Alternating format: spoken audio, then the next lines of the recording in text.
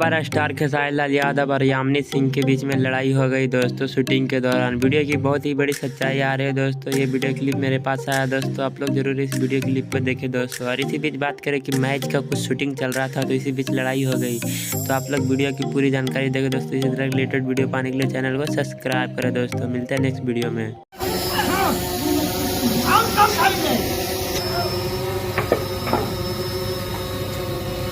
आप लोग आप प्लीज यहाँ से निकल जाना, सब लोग आगे झांकना मत, सबको बोल रहा हूँ, सब लोग उठ के भाग जाना।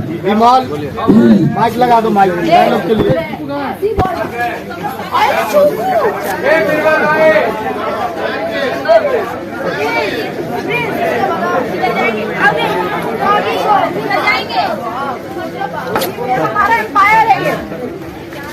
सेटिंग भैया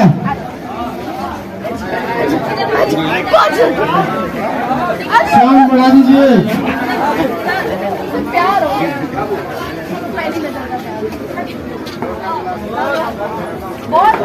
करो भाई, मत करो, आप बोलेंगे।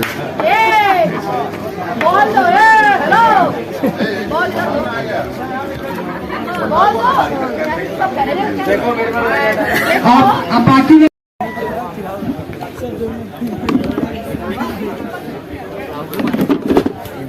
ठीक है और दे दिया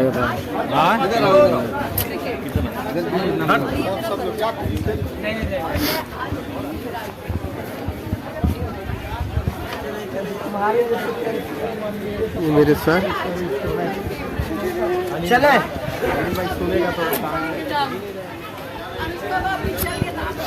आइए